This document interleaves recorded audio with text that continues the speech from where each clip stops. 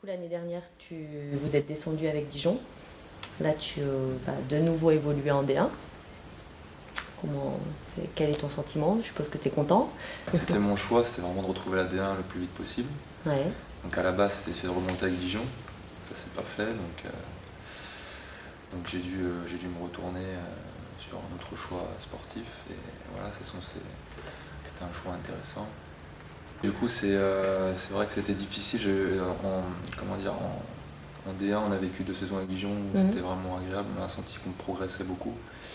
Et du coup, effectivement, quand on est descendu, c'était assez dur. Et j'ai essayé, à ce moment-là, j'étais encore sous contrat avec Dijon, de pouvoir partir pour rester en D1 l'année dernière. Ça n'a pas pu se faire.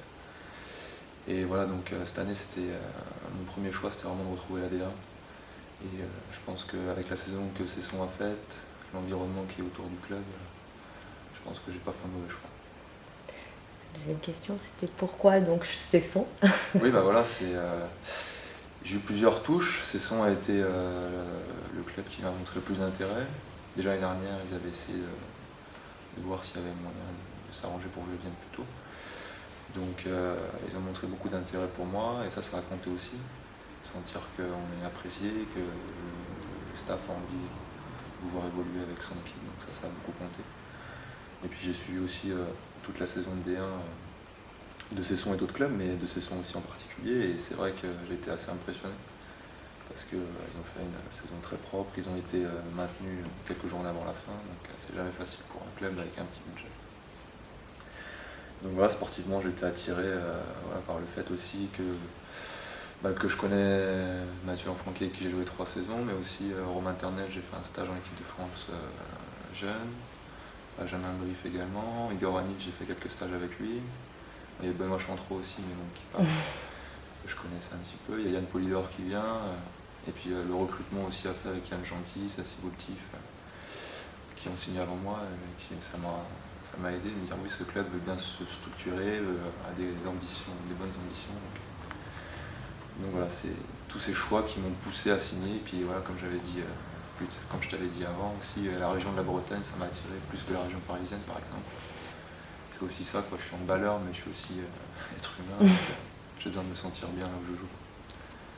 Je pense que la Bretagne est une bonne région pour ça. J'espère découvrir. Bon environnement. Tu as fini meilleur buteur du championnat l'année dernière en D2. Du coup, qu'est-ce que tu attends, toi, de cette saison à venir? Je cours pas après les récompenses individuelles. Voilà, le meilleur buteur. J'ai été meilleur buteur, on va dire, aussi un peu par hasard parce que je jouais beaucoup. J'avais beaucoup de responsabilités, donc j'ai eu beaucoup d'échecs aussi. Ça, on le voit pas, on le voit pas forcément. Donc voilà, qu'est-ce que j'attends maintenant?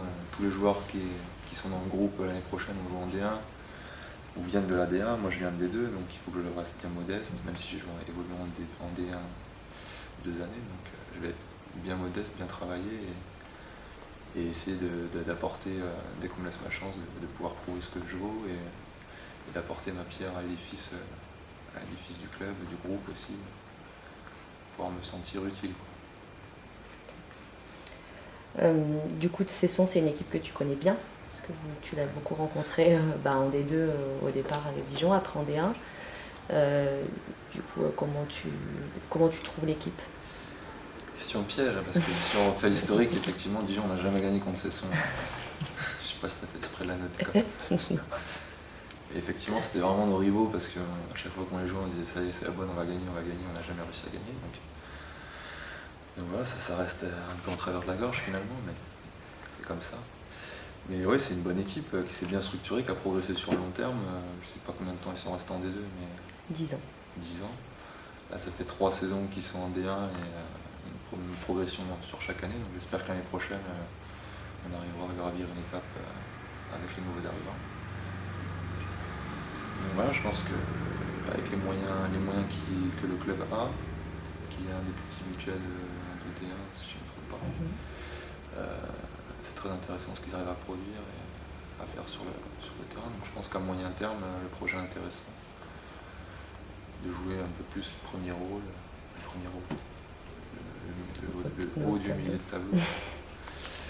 Donc ouais, voilà, c'est une progression qui est intéressante. C'est un club qui a des ambitions de par son recrutement cette année. pas que par ma présence, mais par tous celles et les autres joueurs. Donc voilà, je pense que c'est un bon club bien structuré.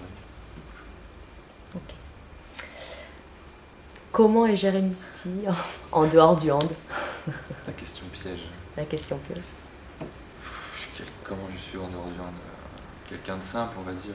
Voilà. J'aime les choses simples, j'aime bien manger. J'aime boire des bonnes choses.